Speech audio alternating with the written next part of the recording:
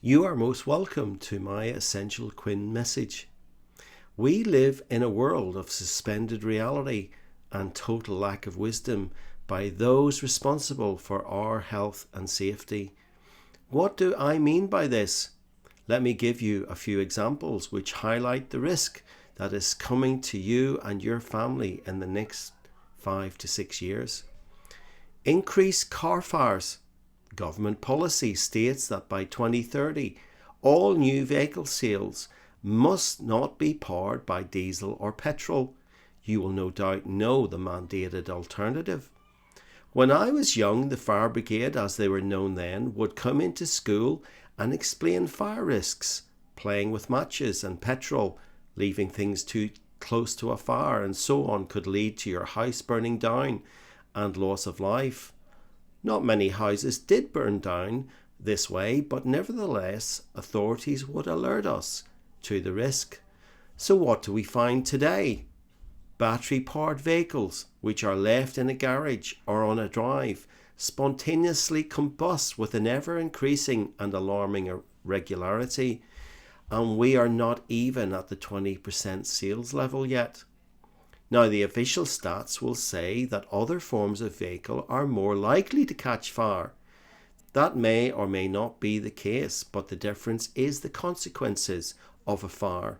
A battery vehicle which catches fire will go into a runaway situation, which the fire service simply cannot put out. It has to be left to burn out.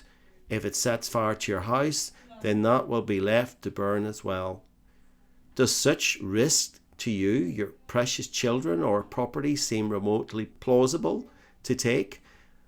Of course not. Not unless you have joined the world of suspended reality, a world where virtue signaling you are an early adopter or signaling your level of wealth is more important to you than your family's lives. Electricity generation. We are told the future is renewables in the form of wind and solar. The mass public see our fields carpeted with solar arrays and hills and mountains blemished with wind turbines. Falsely deduce this all must make economic sense. I promise you it doesn't, and the government's own facts confirm this with their recent announcement that they will be increasing subsidies to wind farms by 66%. But wait, that is 60% increase on previously agreed prices, which were already 5 to 6 times more expensive than gas-fired electricity production. The difference in costs is mind-boggling, and it's funded by overcharges on all our electricity bills. No differentiation between rich and poor. Everyone pays the same. In fact, the poor pay more, as invariably their houses are less well insulated and require more to heat. Today, an average pensioner pays an extra £100 per month, £1,200 per year, to fund these government subsidies paid to extremely rich companies and to satisfy their extreme and senseless policies.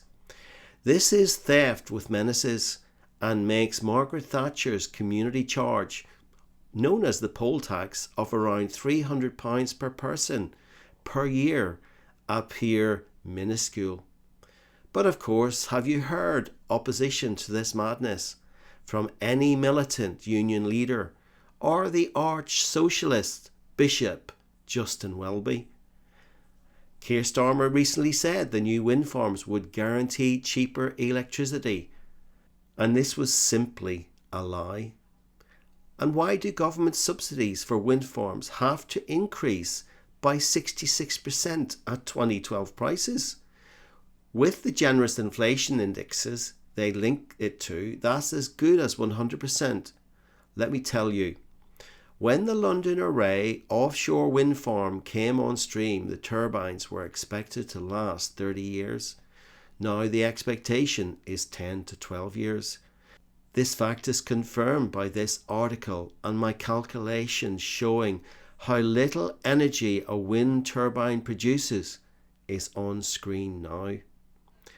The mass public simply do not know how corruption and the suspension of reality by those who should know better is at the heart of our country's energy policy. Steel production. As of October 2024, the UK no longer has a raw steel manufacturing capability driven by its net zero emissions policy. Whether we like it or not, steel is the foundation of modern buildings and infrastructure. Specialised engineering, something we're still good at, and not to mention defence and armaments. So here's the thing. The politicians say we are threatened by Russia and at risk of attack from them, but we no longer have the ability to manufacture our own tanks, aircraft and submarines at any scale. Now, I am no warmonger. For me, good military equipment means strong deterrence, the ultimate safeguard to not going to war.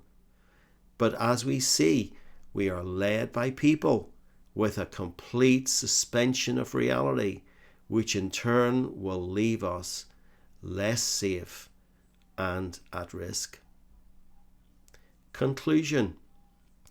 It would be great to end by telling you that all these suspensions of reality are simply due to stupid clown puppetitions, but I don't believe that is the case. And whatever ultimate bad state you may have thought we are heading to is in fact here. I could cite numerous other examples of suspension of reality by those supposed to be in charge. Doctors and experimental gene therapies come to mind. Parents who agree to the mutilation of their children, and the multitude of so-called Christian churches who now deny everything about the Bible and the God they once believed in. This last fact surely is the scariest fact of all. Over the past year or so, I have made over 80 videos detailing why our world is in the state it is and the nefarious and evil scheming we live under. So do please subscribe so you have full access. The current suspension of realities can only exist for a short period of time. So awaken yourself to the dangers we face. Please leave your comments and like this video if you agree. Thank you for watching.